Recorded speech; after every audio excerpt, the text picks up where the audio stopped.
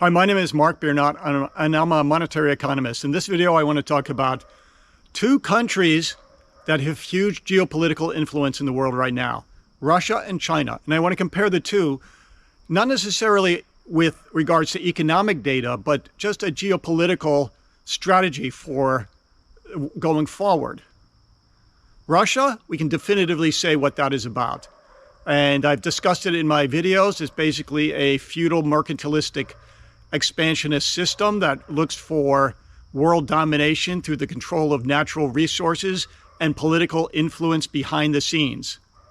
China is more of a question mark. And let me begin with a story. Okay, Bright Lights, big city, 1985, when I was, just out of school and working on Wall Street, my friend Tim, his real name wasn't Tim, but he was Chinese, and that's what we called him. He took me to Chinatown at night. At that time, it was like, oh my goodness, tall buildings, Blade Runner vibe. It was something mysterious because the world was a little bit different. It was not as, internet, everybody's on it today. So I was a little bit intimidated. And in the middle of Chinatown, my friend Tim looked at me and said, "Mark, the Chinese don't like you." And I was like, whoa, should I be planning my escape plan? What is this guy about? He said, the Chinese don't not like you. They just want to make a buck. Okay, so my eyes were opened. What I realized is, and I started to note and study this through my life, is the Chinese are very family-oriented and very capitalistic. They're basically the original unrepentant capitalists on a microeconomic level. And through my associations and my acquaintances and friends and business dealings with Chinese, almost universally, they've been very cordial. I haven't had a bad experience, but that's just me. So I am not going to, pretend with rose-colored glasses that China is not a geopolitical issue. It is, because there's a huge difference between the government of China and the Chinese people. The government is capitalist with this dynamic culturalism that they want to dominate regionally. They want Taiwan back. They want have claims to Southeast Asian islands, to South even Tibet. They could make claims on Siberia, but that's another story. So the strategy is capitalism, relentless, ruthless capitalism, combined with technology. It's really a technocracy, combined with this little bit chip on their shoulders of cultural dominance.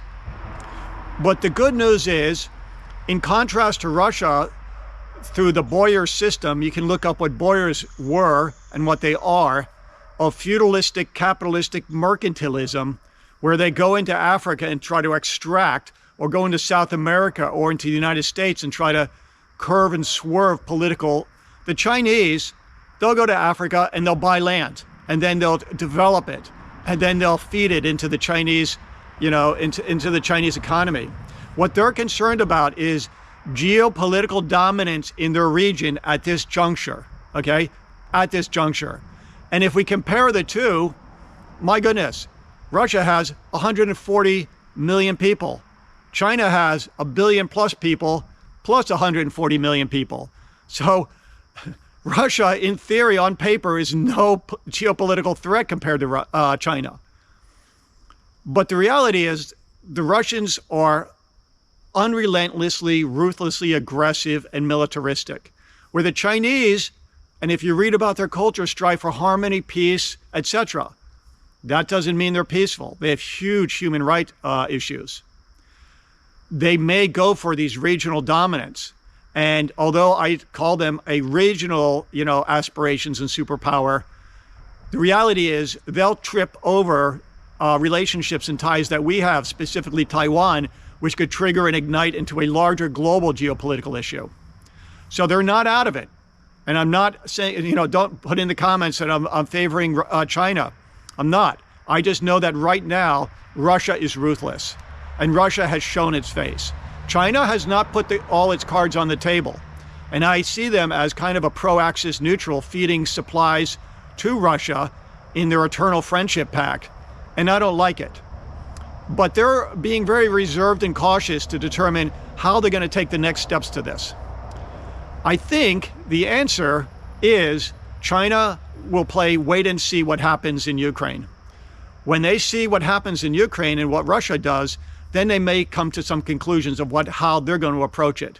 Hopefully, time will pass and they'll mellow a little bit, and maybe they'll continue just as a regional cultural dominating force. And again, a big part of China's idea is culture. Big part of Russia's idea is feudal materialism and imperialism. So there are a little bit two different strategies. And one final note is right before 2022, in the big geopolitical event, China started to turn a little bit xenophobic and populist, and that rhetoric ramped up. Is that a coincidence? Is that a coincidence that that's the same thing the Russians push in Slovakia, in Hungary, and in the United States of America, this popularism? And they're pushing it, and this nationalism, they're pushing it. Maybe they're pushing the buttons in China too. So it's hard to say who's pushing whose buttons. But if I was a person to make a wager, I would say, with great confidence, I can say Russia is going to be defeated and reformatted. What is the future of China? I think you can leave it in the comments below, because I don't have as much direct knowledge. I have a lot of direct knowledge and academic and primary source information from Russia, but China, it's a little bit scarce. And I think that's how everybody feels. So Russia will be defeated.